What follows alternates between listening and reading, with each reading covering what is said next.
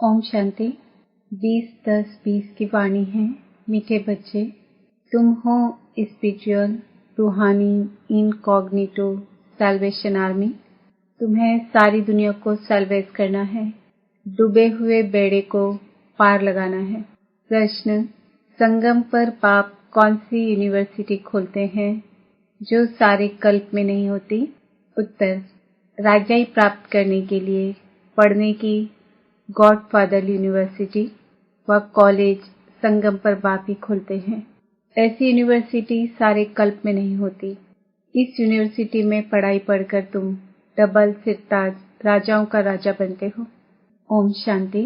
मीठे मीठे रूहानी बच्चों से पहले पहले बाबा पूछते हैं, यहाँ आकर जब बैठते हो तो अपने को आत्मा समझ बाप को याद करते हो? क्योंकि यहाँ तुमको कोई धंधाधोरी, मित्र, संबंधी आदि भी नहीं है। तुम यह विचार करके आते हो कि हम बेहद के बाप से मिलने जाते हैं। कौन कहते हैं? आत्मा शरीर द्वारा बोलती है।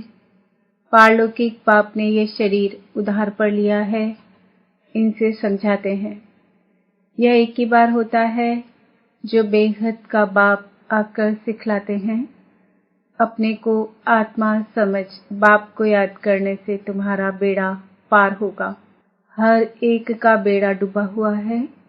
जो जितना पुरुषार्थ करेंगे उतना बेड़ा पार होगा। गाते हैं ना, हे मांझी नैया मेरी पार लगाओ। वास्तव में हर एक को अपने पुरुषार्थ से पार जाना है। जैसे तैरना सिखलाते हैं, फिर सीख जाते हैं तो आपे ही तैरते हैं। वह सब है जिस्मानी बातें, यह है रूहानी बातें। तुम जानते हो आत्मा भी कीचड़ के दुबन में फंस गई है। इस पर हिरण का भी मिसाल देते हैं। पानी समझ जाते हैं, परंतु वह होती है कीचड़, तो उसमें फंस पड़ते हैं। कभी कभी स्टीमर्स, मोटरें आदि भी कीचड़ में फंस पड़ती है, फिर उनको सैल्वेज करते हैं। वह सब है सैल्वेशन आर्मी। तुम हो रूहानी। तुम जानते हो सब माया के दुबन में बहुत फंसे हुए हैं। इनको माया का दुबन कहा जाता है। बाप आकर समझाते हैं, इनसे तुम कैसे निकल सकते हो। वह सैल्वेज करते हैं, उसमें मदद चाहिए आदमी को आदमी की। यहाँ तो फिर आत्मा जाकर दुबन में फंसी है। बाप रास्ता बताते हैं, इनसे तुम कैसे निकल सकते हो, फिर दूसरों को भी रास्ता बता सकते हो। अपने को और दूसरों को रास्ता बताना है कि तुम्हारी नैया इस विषय सागर से क्षीर सागर में कैसे जाए। सत्युग को कहते हैं क्षीर सागर, अर्थात सुख का सागर। यह है दुख का सागर। रावण दुख के सागर में डुबोते हैं, बाप आकर सुख के सागर में ले जाते हैं। तुमको रूहानी सैल्वेशन आर्मी कहा जाता है। तुम श्रीमत पर सबको रास्ता बताते हो, हर एक को समझाते हो। दो बाप है, एक हद का, दूसरा बेहद का। लौकिक बाप होते हुए भी सब पारलौकिक बाप को याद करते हैं, परंतु उनको जानते बिल्कुल नहीं हैं। बाबा कोई ग्लानि नहीं करते हैं, परंतु ड्रामा का राज समझाते हैं। यह भी समझाने के लिए ही कहते हैं कि इस समय सभी मनुष्य मात्र 5 विकारों रूपी दलदल में फंसे हुए आसुरी संप्रदाय है। देवी संप्रदाय को आसुरी संप्रदाय जाकर नमन करते हैं, क्योंकि वह संपूर्ण निर्विकारी है। सन्यासियों को नमन करते हैं, वह भी घर बार छोड़कर जाते हैं, पवित्र रहते हैं। इन सन्यासियों और देवताओं में रात दिन का फर्क है। देवताओं का तो जन्म भी योग बल से होता है। इन बातों को कोई जानते नहीं। सब कहते हैं ईश्वर की गति मत न्यारी, ईश्वर का अंत नहीं पा सकते। सिर्फ ईश्वर व भगवान कहने से इतना लव नहीं आता है। सबसे अच्छा अक्षर है बाप। मनुष्य बेहद के बाप को नहीं जानते, तो जैसे ऑर्फन है। मैगजीन में भी निकाला है मनुष्य क्या कहते और भगवान क्या कहते हैं। बाप कोई गाली नहीं देते हैं, बच्चों को समझाते हैं। क्योंकि बाप तो सबको जानते हैं ना। समझाने के लिए कहते हैं इनमें आसुरी गुण है, आपस में लड़ते रहते हैं। यहाँ तो लड़ने की दरकार नहीं है। वह है कौरव अर्थात आसुरी संप्रदाय, यह है देवी संप्रदाय। बाप समझाते हैं मनुष्य को मुक्ति व जीवन मुक्ति के लिए राजयोग सिखलाए, यह हो नहीं सकता। इस समय बाप ही तुम आत्माओं को सिखला रहे हैं। देह अभिमान, देही अभिमानी में फर्क देखो कितना है। देह अभिमान से तुम गिरते आए हो। बाप एक ही बार आकर तुमको देही अभिमानी बनाते हैं। ऐसे नहीं कि तुम सतयुग में देह से संबंध नहीं रखेंगे। वहाँ यह ज्ञान नहीं रहता कि मैं आत्मा परम पिता परमात्मा की संतान हूँ। यह ज्ञान अभी ही तुमको मिलता है, जो प्रायः लोप हो जाता है। तुम ही श्रीमत पर चल प्रारब्ध पाते हो। बाप आते ही हैं राजयोग सिखलाने। ऐसी पढ़ाई और कोई होती नहीं। डबल सिरताज राजाएं सतयुग में होते हैं। फिर सिंगल ताज वालों की राजाई भी है। अभी वह राजाई नहीं रही है। प्रजा का प्रजा पर राज्य है। तुम बच्चे अभी राजाई के लिए पढ़ते हो। इसको गॉडफादरली यूनिवर्सिटी कहा जाता है। तुम्हारा नाम भी लिखा हुआ है। वो लोग भल नाम रखते हैं गीता पाठशाला। पढ़ाते कौन है? श्री कृष्ण भगवानुवाच कह देंगे। अब कृष्ण तो पढ़ा ना सके। कृष्ण तो खुद पाठशाला में पढ़ने जाते हैं। प्रिंस प्रिंसेस कैसे स्कूल में जाते हैं? वहाँ की भाषा ही दूसरी है। ऐसे भी नहीं कि संस्कृत में गीता गाई है। यहाँ तो अनेक भाषाएं हैं। जो जैसा राजा होता है वह अपनी भाषा चलाते हैं। संस्कृत भाषा कोई राजाओं की नहीं है। बाबा कोई संस्कृत नहीं सिखलाते हैं। बाप तो राजयोग सिखलाते हैं सतयुग के लिए। बाप कहते हैं काम महाशत्रु है, इन पर जीत पहनो। प्रतिज्ञा कराते हैं। यहाँ जो भी आते हैं उनसे प्रतिज्ञा कराई जाती है। काम पर जीत पाने से तुम जगत जीत बनेंगे। यह है मुख्य विकार। यह हिंसा द्वापर से चली आती है, जिससे वाम मार्ग शुरू हुआ। देवताएं कैसे वाम मार्ग में जाते हैं? उनका भी मंदिर है। वहाँ बाहर चीची चित्र बनाए हैं। बाकी वाम मार्ग में कब गए उसकी तिथि तारीख तो है नहीं। सिद्ध होता है काम चिता पर बैठने से काले बनते हैं, परंतु नाम रूप तो बदल जाता है ना। काम चिता पर चढ़ने से आयरन एजेड बन पड़ते हैं। अभी तो 5 तत्व भी तमो प्रधान है ना, इसलिए शरीर भी ऐसे तमो प्रधान बनते हैं। जन्म से ही कोई कैसे हो पड़ते हैं। वहाँ तो एकदम सुंदर शरीर होते हैं। अभी तमो प्रधान होने के कारण शरीर भी ऐसे हैं। मनुष्य ईश्वर प्रभु आदि भिन्न भिन्न नामों से याद करते हैं, परंतु उन विचारों को पता ही नहीं है।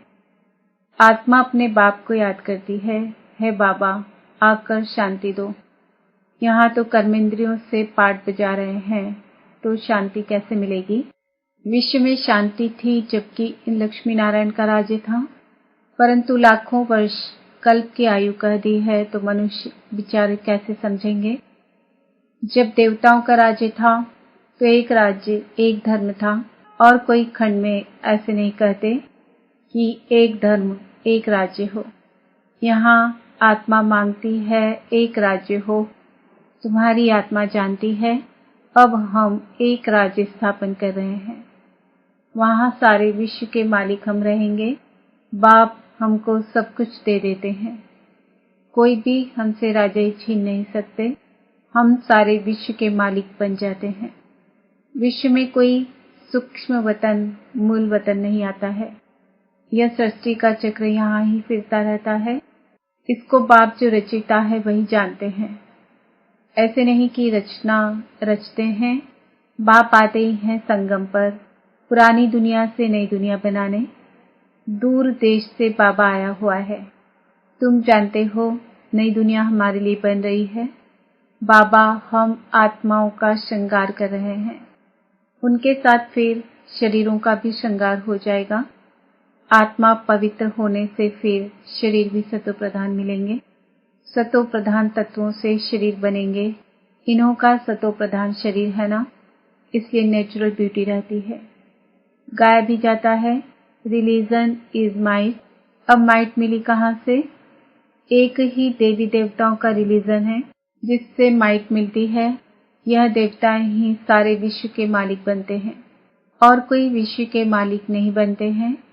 तुमको कितनी माइट मिलती है लिखा हुआ भी है। आदि सनातन देवी देवता धर्म की स्थापना शिव बाबा ब्रह्मा द्वारा करते हैं। यह बातें दुनिया में कोई जानते थोड़ी हैं।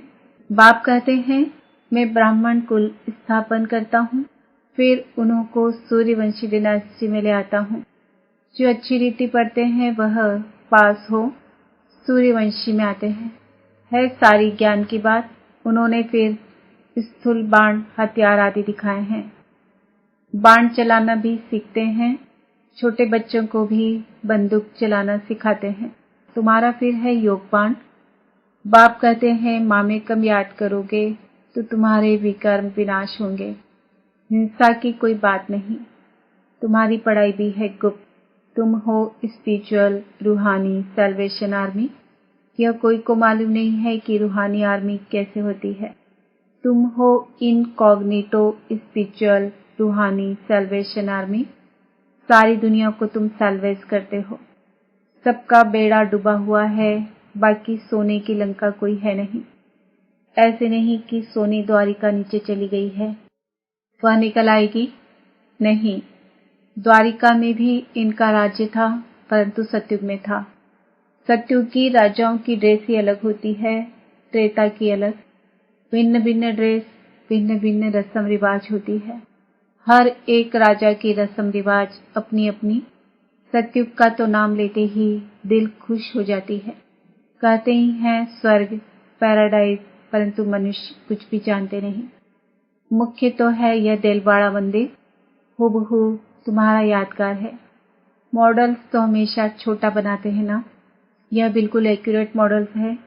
शिव बाबा भी है, आदि देव भी है। ऊपर में वैकुंठ दिखाया है। शिव बाबा होगा तो जरूर रथ भी होगा। आदि देव बैठा है, यह भी किसको पता नहीं है। यह शिव बाबा का रथ है। महावीर ही राजाई प्राप्त करते हैं। आत्मा में ताकत कैसे आती है यह भी तुम अभी समझते हो। घड़ी घड़ी अपने को आत्मा समझो। हम आत्मा सतो प्रधान थी तो पवित्र थी। शांति धाम सुख धाम में जरूर पवित्र ही रहेंगे। अब बुद्धि में आता है कितनी सहज बात है। भारत सतयुग में पवित्र था, वहां अपवित्र आत्मा रह ना सके। इतनी सब पतित आत्माएं ऊपर कैसे जाएंगी? जरूर पवित्र बनकर ही जाएंगी। आग लगती है, फिर सभी आत्माएं चली जाएंगी, बाकी शरीर रह जाते हैं। यह सब निशानियां भी है। होलिका का अर्थ कोई समझते थोड़ी है। सारी दुनिया इसमें स्वाहा होनी है। यह ज्ञान यज्ञ है। ज्ञान अक्षर निकाल पाकी रुद्र यज्ञ कह देते हैं। वास्तव में यह है रुद्र ज्ञान यज्ञ। यह ब्राह्मणों द्वारा ही रचा जाता है। सच्चे सच्चे ब्राह्मण तुम हो। प्रजापिता ब्रह्मा की तो सब औलाद है ना। ब्रह्मा द्वारा ही मनुष्य सृष्टि रची जाती है। ब्रह्मा को ही ग्रेट ग्रेट ग्रैंडफादर कहा जाता है। इनका सिजरा होता है ना, जैसे अलग अलग बिरादरी का सिजरा रखते हैं। तुम्हारी बुद्धि में है कि मूल वतन में है आत्माओं का सिजरा। कायदे मुजिब शिव बाबा, फिर ब्रह्मा विष्णु शंकर, फिर लक्ष्मी नारायण आदि ये सब है मनुष्यों के सिजरे। अच्छा, मीठे मीठे सिकिल्दे बच्चों प्रति मात पिता बाप दादा का याद प्यार और गुड मॉर्निंग। रूहानी बाप की रूहानी बच्चों को नमस्ते। हम रूहानी बच्चों की रूहानी बाप दादा को याद प्यार गुड मॉर्निंग नमस्ते ओम शांति। धारणा के लिए मुख्य सार, रूहानी सैल्वेशन आर्मी बन स्वयं को और सर्व को सही रास्ता बताना है। सारी दुनिया को विषय सागर से सैलवेज करने के लिए बाप का पूरा पूरा मददगार बनना है। ज्ञान योग से पवित्र बन आत्मा का श्रृंगार करना है, शरीरों का नहीं। आत्मा के पवित्र बनने से शरीर का श्रृंगार स्वतः हो जाएगा। वरदान: मन बुद्धि को मनमत से फ्री कर सूक्ष्म वतन का अनुभव करने वाले डबल लाइट भव। सिर्फ संकल्प शक्ति अर्थात मन और बुद्धि को सदा मनमत से खाली रखो तो यहाँ रहते भी वतन की सभी सिनसिनरियां ऐसे स्पष्ट अनुभव करेंगे जैसे दुनिया की कोई भी सीन स्पष्ट दिखाई देती है। इस अनुभूति के लिए कोई भी बोझ अपने ऊपर नहीं रखो, सब बोझ बाप को देकर डबल लाइट बनो। मन बुद्धि से सदा शुद्ध संकल्प का भोजन करो, कभी भी व्यर्थ संकल्प व विकल्प का शुद्ध भोजन न करो तो बोझ से हल्के होकर ऊंची स्थिति का अनुभव कर सकेंगे। स्लोगन: व्यर्थ को फुल स्टॉप दो और शुभ भावना का स्टॉप फुल करो। आज का सम्मान है, मैं आत्मा डबल लाइट हूँ। ओम शांति।